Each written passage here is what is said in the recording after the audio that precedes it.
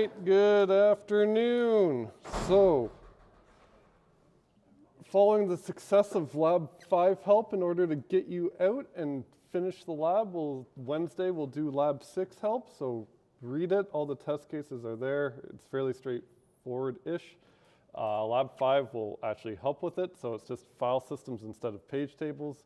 But fundamentally it's the same thing. We're just pointing at pages of memory, but this time we're using inodes instead of just nothing, instead of multi-level page tables. So read it. We're doing a file system from scratch, so you're actually implementing your own file system.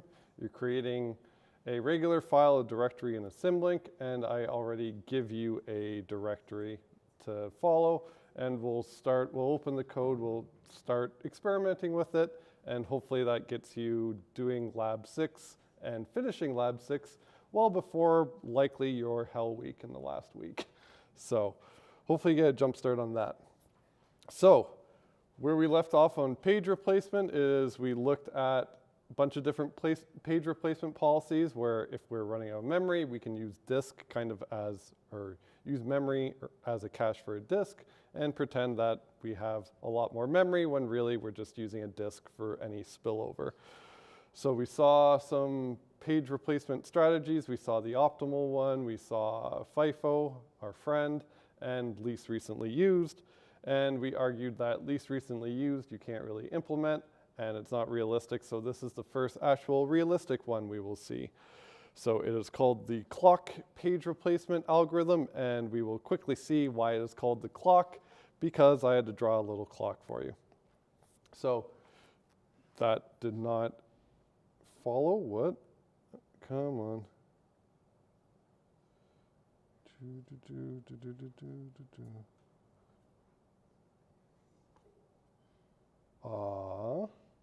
Hello. All right, I switched my slides, but this did not switch. That's cool. Come on.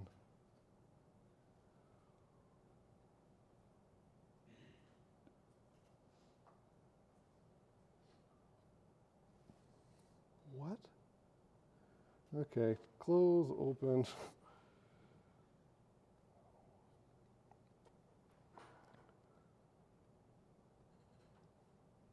There we go.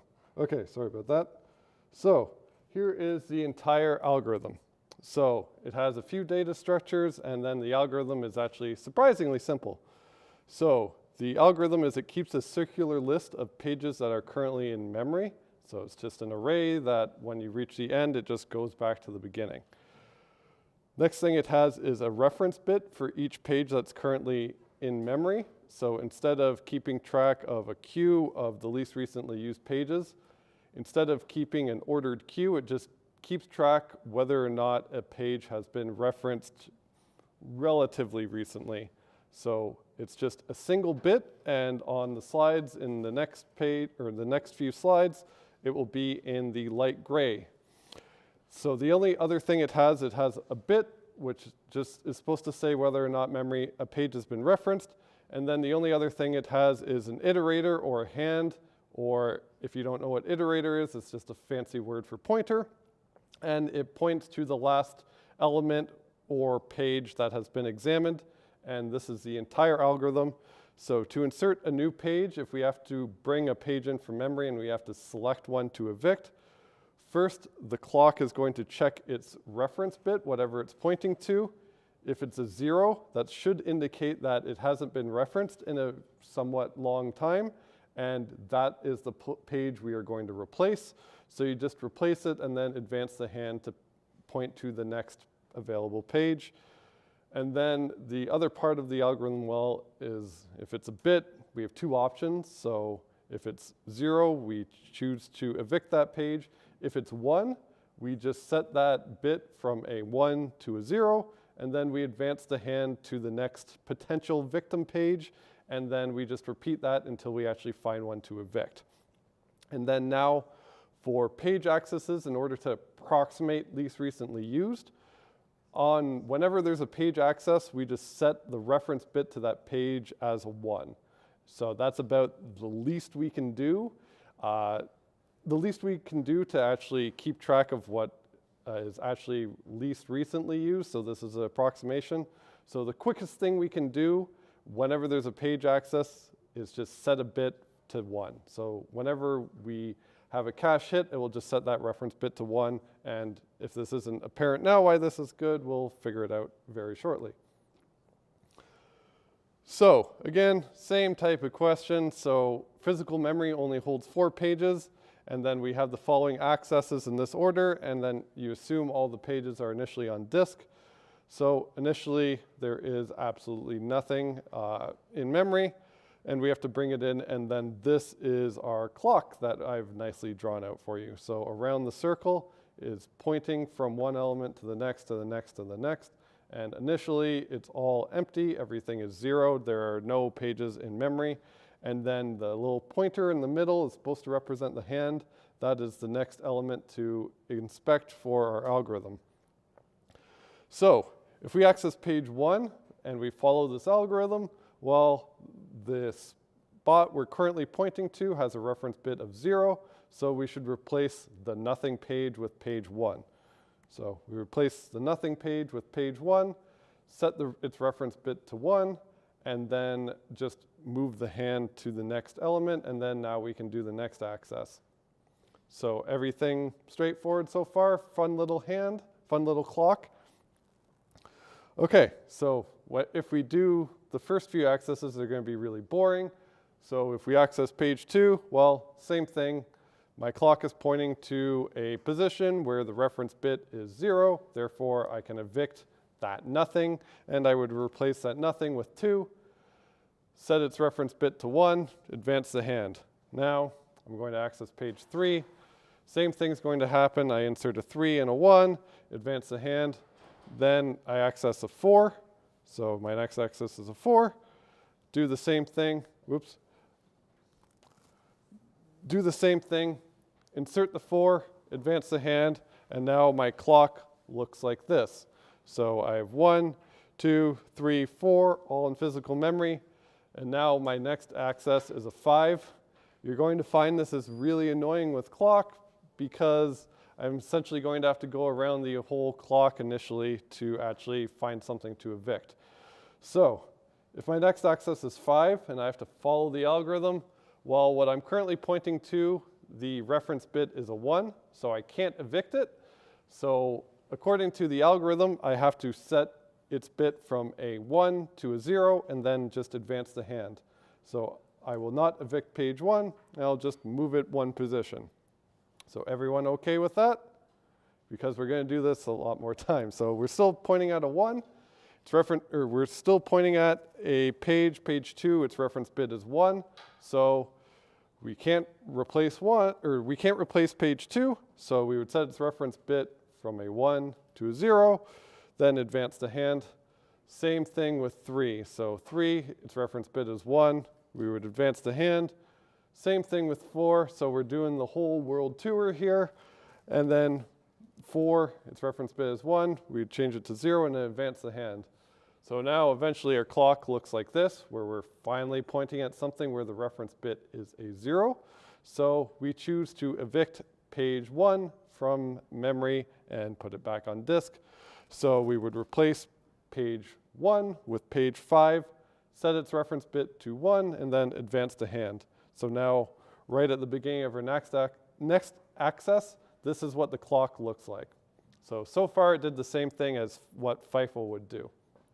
So now we will have an access to page 2. So unlike FIFO, well, this actually does something. So we have a hit on 2. It is currently in memory, but its reference bit is currently a 0. But because we just accessed it and it was a hit, we actually just changed that reference bit from a 0 to a 1 to indicate, hey, we used it. And now the intuition behind that is if we need to replace something, well, we would have replaced page 2 if we just did something like FIFO. But now, because we actually used 2 right after, and we set its reference bit to 1, now we wouldn't actually evict it. It's not the next one being evicted because it would go on and try the next one. So, any questions about that? So we were just after the access to 2. Okay, so same idea is going to happen whenever we access page 3. Its reference bit is currently 0. We change it to 1, and that's it. So nothing really changes except we change the reference bit. So now the only change between this and FIFO is now we can see it coming in whenever we access page 1. So now we need to pick something to evict. If we just had FIFO, we would have evicted page 2, and if we did least recently used, we also would not evict page, we wouldn't evict page 2, but FIFO would. So hopefully this does the same thing as least recently used, or at least does the same thing most of the time. So now if we try and access page 1 and we follow the algorithm, well, we won't evict page 2 because its reference bit is currently a 1. So we just change its reference bit from a 1 to a 0 and advance the hand. Same thing, we can't evict page 3. Its reference bit is 1. We change it from a 1 to a 0, advance the hand. And now we are currently looking at page 4. Its reference bit is a 0, so we get to evict that. So now we evict 4, replace it with 1, set its reference bit to 1, and advance the hand. So now our access would look like this after page 1. So we chose to evict page 4, so now it is gone. Now we won't fall into that stupid thing of FIFO replacing something that we just had up. Oh, and then there's a question, why did the reference bit for 3 change from 0 to 1? So it changed from 0 to 1 because of the access right before. So we had an access to 3 right before, so it would just change the reference bit to 1. Okay. So now we have 1, we placed 1, and now the next access we have is to page 2. It's currently in memory, so we change its reference bit to 1, and then carry on with life. Same thing for 3, we change its reference bit to 1, so now everything currently in memory has been referenced relatively recently, so we would have to go around if we actually have a page replacement. All right, so any questions about that? It kind of looks like least recently used, except instead of maintaining a big queue. Yeah, good? Yep. So we only move the hand when we have a cache miss? Yeah, so the hand only moves when you're actually doing the eviction and replacement. So the idea behind that too is for memory accesses, you want the fastest thing you can do. So if I have to play with the hand every single memory access, that's going to be really bad. So the idea here is to minimize what happens on memory accesses. So on memory accesses, the most I do is I set a bit from 0 to 1. And then other than that, I don't do anything else. All the actual meat of the algorithm happens whenever you are picking a page to evict.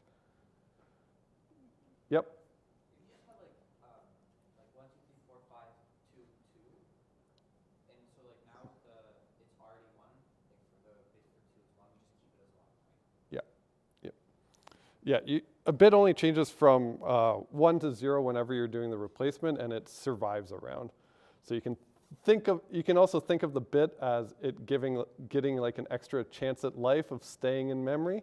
So every time it referenced, it renews that life, but it only has 1 extra life. So if something hasn't been used in a while, it wouldn't have an extra life and it'd be gone. So this isn't exactly least recently used, it just kind of approximates it. So they're not in order or anything, it's just like, yeah, it was kind of used recently.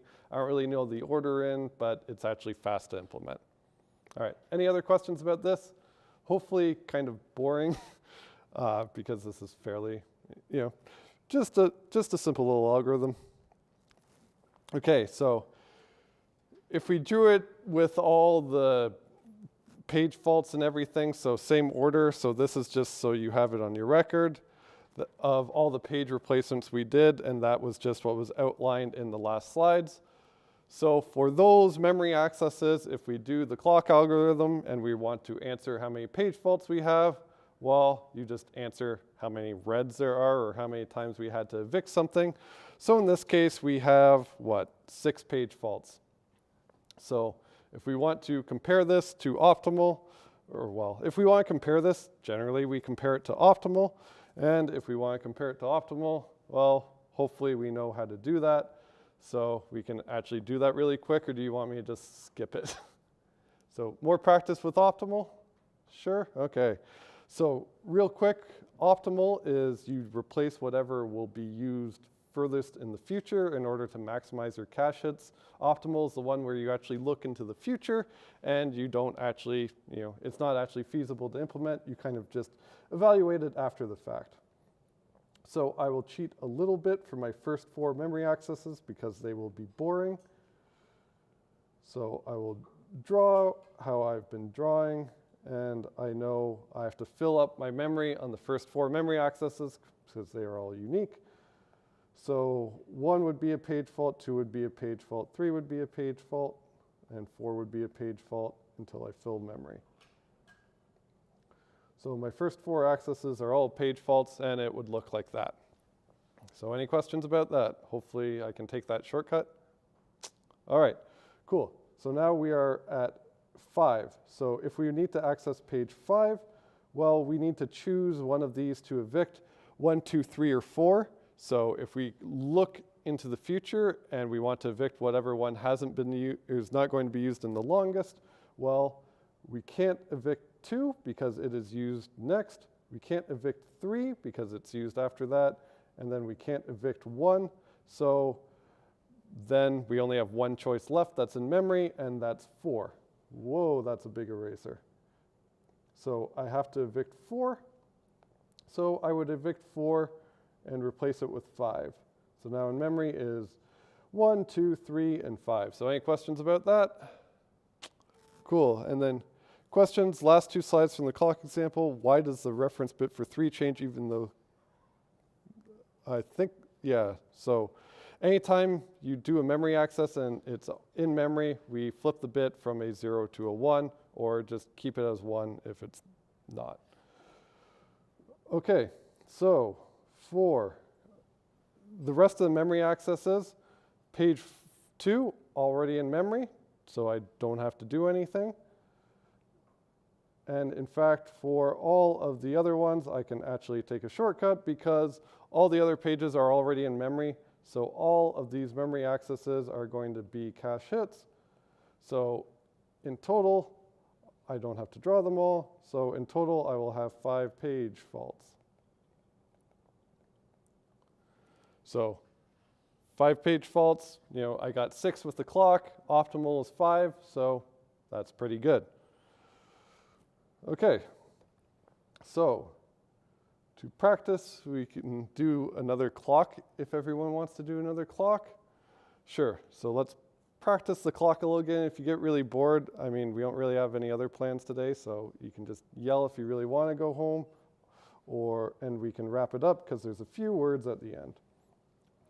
Okay, so for clock, first the question will say, how many pages? We'll just assume memory can only hold 4. So we can draw our nice little clock here.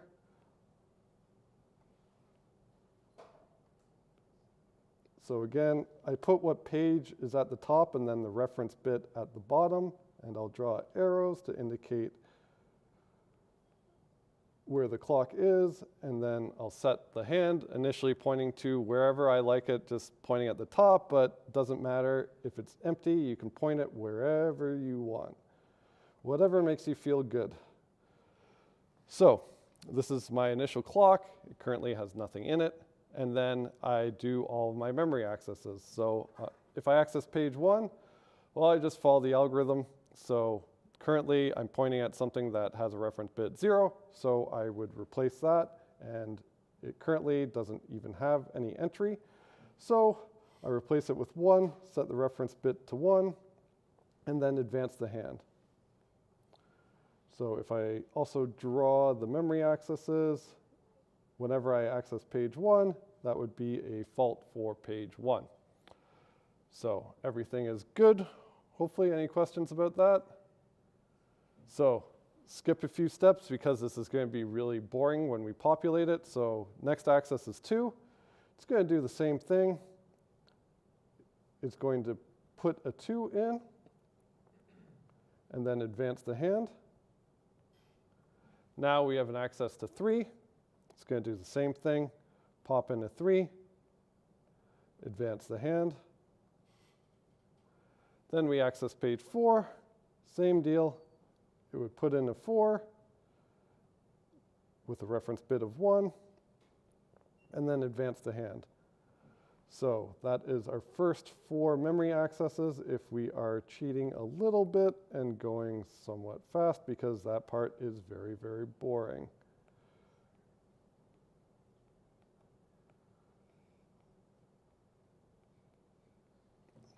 All right, so we are at this point. Any questions? All right, so now the fun one, well, not even that fun. So now we are here. Here, I'll point to it in blue. So now we're accessing page 1. It's already in memory, so we don't need to do anything. And its reference bit is already 1, so you can think of it if we change 1 to 1, if that makes you feel better, or you can just leave it alone as a 1. Up to you, whatever makes you feel good. So that's a page hit, nothing gets replaced, and now we access page 2. Same thing's going to happen. It's already in memory. Oops. So it's already in memory. We got 1, 2, 3, 4. Now something more interesting happens where we access page 5, and now we have to figure out something to evict. So this is where you actually move the hand and change bits from a 1 to a 0. So we're going to go around the world, as I like to call it, where we look at this entry. Its reference bit is a 1, so we can't evict it.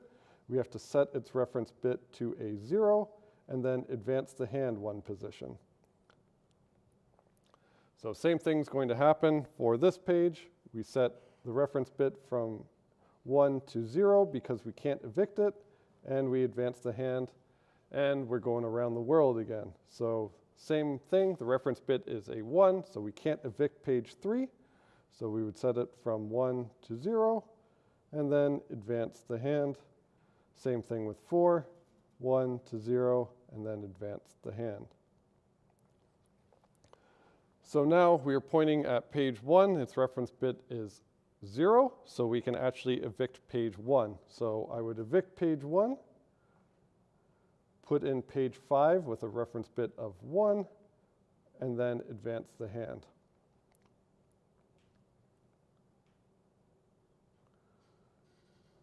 Whoops, not 1, we just evicted 1.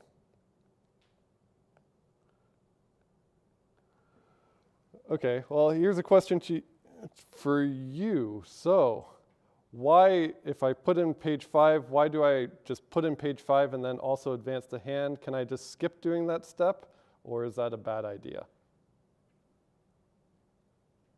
So what about if instead of putting in 5 and advancing the hand, I just put in 5 and left it there?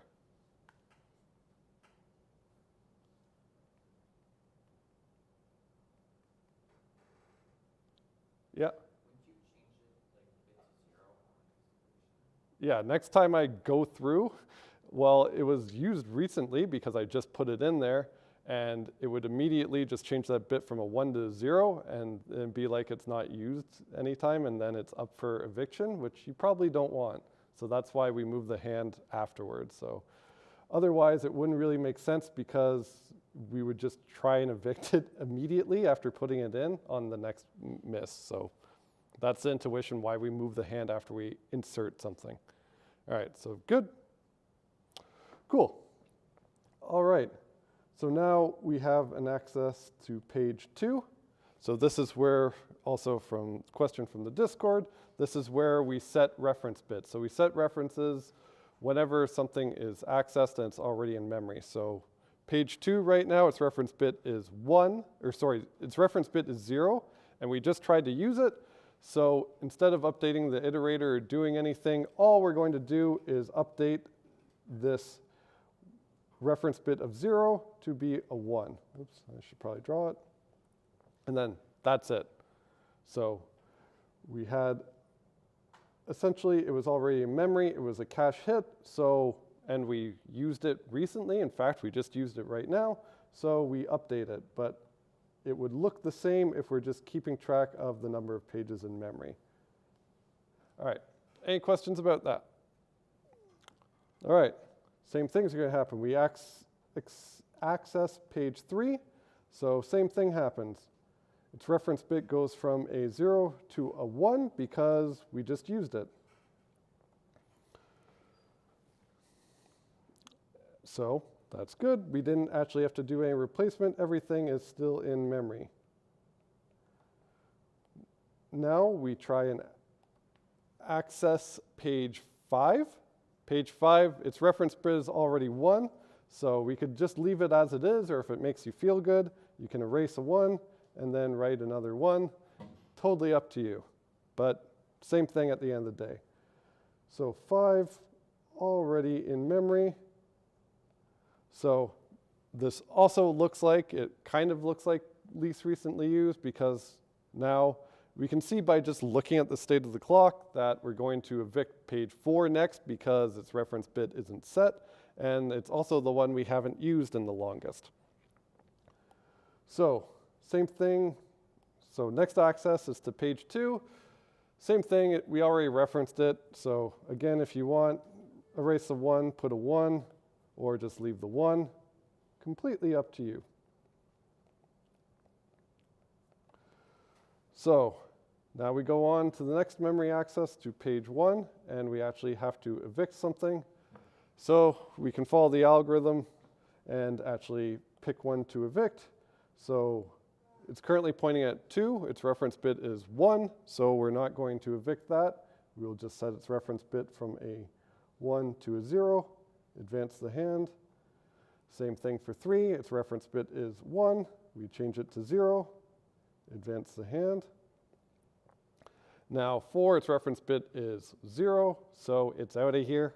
So we would replace 4 with 1, set its reference bit to 1, and then advance the hand because we just used it and we don't want to try and replace it immediately. So this was a bad decision, as we will see, but we tried.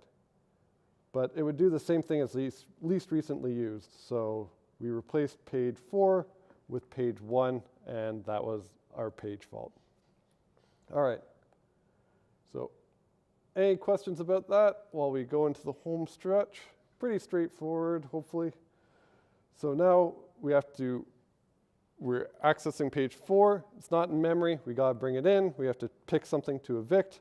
Well, we're going to save 5 because we're just following the algorithm. 5 was used somewhat recently. So its reference bit was a 1. So we will change the 1 to a 0. Whoops. And then advance the hand. Now, we're pointing at something. The reference bit is 0, so it is out of here. So we would replace 2 with 4, make its reference bit 1, and advance the hand. And now we replace page 2 with 4. So now we have 5, 4, 3, 2 in memory. That was our page fault, and that is our final memory accesses. So if we counted all the page faults, well, we have 1 here, 1 here, whoops, 1 here, 1 here, 1 here. So we have the initial 4, 5, and then 6, 7. So we have 7 page faults. All right, so any questions about that? That was a longer one. Same thing, so this is something that, hopefully this is like pretty much a gimme on the final exam, because this will probably be on that. So go ahead, you can write that down now if you want. So this will probably be on the final, so, go ahead, practice it if you need to, or just, hopefully it's fairly straightforward. Okay. So a few other notes. So this is kind of odd, and for most systems now, you'll find out that no one really uses this, because for performance, you may not want to, because this is kind of done behind the scenes where I'm kind of running out of memory, and it's going to start swapping to disk, which is going to be much, much slower. And then you can run into situations where the algorithm doesn't quite agree with what you're doing, and it's constantly swapping information in and out as you're trying to use it. and it's just going to be really, really, really slow. And nowadays, memory is pretty cheap. You can just run to the store and just buy more RAM or download more RAM, I guess, right? So you can go ahead. It's cheap. What Google will do, they'll just disable swap completely, where they're just like, yeah, I don't want things to run slow. Just run out of memory and tell me. And then if I see an out of memory message, I'll just run to the store and buy more memory, or just pay Amazon to use a system that has more memory on it, or whatever. So this is an option you can do on your kernel. So you can just choose to disable swapping if you really, really want to. If you start adminning systems or doing that. And then what the kernel will do is whenever you actually physically run out of memory and there is no swap, Linux will, or any good kernel, will try and save you and free up some memory. So it runs what is, nicely called an out of memory killer. And all that does is basically select a process that is using the most amount of RAM and then send sigkill, our nice, dash, or our signal that is like -9, that if you send to a process, it's immediately dead. It doesn't get to respond. It just kind of terminates and then disappears from the world.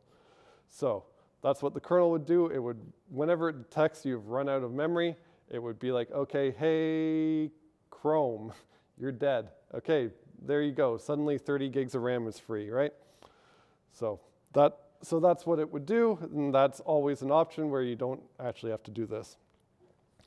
And then there's also different paging strategies. So even with that RISC-V, that 3-level page table you saw, what you did in Lab 5 or are doing in Lab 5 currently, depending on how on the ball you are. So that's not the full page table. There are other options for page tables. So by default, your page size is 4 kilobytes, which is pretty lame, especially for now systems. Memory is kind of cheap. So there are actually larger page sizes you can use even with that architecture. And essentially, they just chop off a level of page tables and use that to make a bigger page. So before we were doing what, we'd had a 48-bit virtual address or 39. I think you did 39, right? Yeah, 39. So when you did 39, that was 3 levels of page tables, and then we had a 4 kilobyte page size. Well, you could also choose, without making too much disturbance, is to actually just use a 2 megabyte page size. So instead of being 2 to the 12, it's essentially 12 plus 9, so it'll be 2 to the 21. So my page size now is 2 to the 21, and then if you still use 4 kilobyte page tables, you only need 2 levels instead, and then your page is just much, much bigger. So on that architecture, you can actually have variable numbers. So in the L1, you could just choose to skip the L0 page table and say, hey, no, this page actually points to a 2 megabyte page. And then the next level up from that is you can actually have gigabyte pages, which are might unsurprisingly be called gigapages. And the 2 megabyte pages, if you look it up, I think macOS supports it too, and Linux and everything, they're called huge pages. So huge pages are 2 megabytes, and they just skip a level of page table. So we only need 2 instead of 3. And there's other benefits to this because for the same number of entries in our TLB, remember that the TLB is just a cache from virtual page number to physical page number.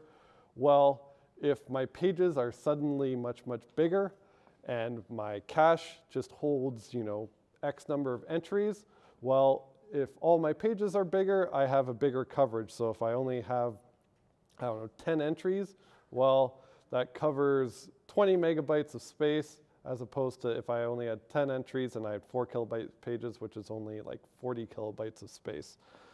So the drawback is there might be more fragmentation. If I only give out, a page to a process and it only uses 12 bytes in a page, Well, now instead of wasting, essentially a 4 kilobyte page, I'm wasting a 2 megabyte page. So you're essentially trading fragmentation for more TLB coverage and slightly faster lookups as well. All right, so any questions about that? Cool. So again, as a recap, clock algorithm, that was an approximation of the least recently used page replacement strategy that we can actually implement. And the reason that we can actually implement is because on the normal accesses, it doesn't actually do that much. All it does is set 1 bit, which is quite fast. But of course, nothing's in order, but it's just an approximation. So, yep. Doesn't it also have to scan through all the reference bits, which is order of n search? Yeah, so worst case, so on accesses, it only has to set a bit. But yeah, you're right. For actual eviction and replacement, worst case, it's order n because it would swap through. It might have to search through everything once. So even if it's a hit, it doesn't have to look through all the reference bits? Yeah, so on hits, it just sets a bit. And that's all it does on a hit. So our order n only happens if we actually are evicting something and we actually have a miss, which is okay because hopefully our misses are rare anyways. So it's okay and we can't do that much better than it. So data structures has to keep a circular list of all the pages in memory, keep track of all the reference bits, and then it would use a reference bit for each page in memory, which again was light gray in the slides. Then the only other thing it has is an iterator that points to the last element examined, which is basically which page was it and what is its current reference bit. And then the algorithm only had 2 steps because it essentially only looks at the reference bit. So if it's a bit, it's either a 1 or a 0. So if the reference bit is currently pointing to, and again, this only happens on a miss if we need to find a page to evict. So if we need to find a page to evict that's not in memory, and we need to bring it into memory, well, then we check what the clock is currently pointing to, check its reference bit. If it's 0, we place it there, then advance the hand after we place it. Otherwise, if its reference bit is 1, we set it to 0, and then advance the hand, and then we just repeat until we find a 1.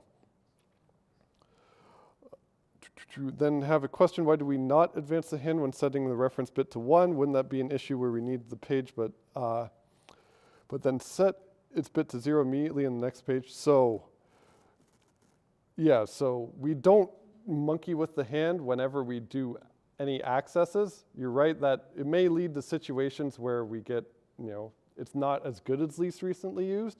But again, for accesses, anything we do with an access is like literally any memory access, which is just make everything way too slow. So setting a bit is about the most we can do. So that's why we don't monkey with the bit, or that's why we don't monkey with the hand or do anything else if it is already actually in memory. So that's the goal here for memory accesses, like the last point on the slide. All we do, set the reference bit to 1, that's it. Don't change the hand, do not pass go, do not collect $200, so on and so forth. All right, any other questions whatsoever?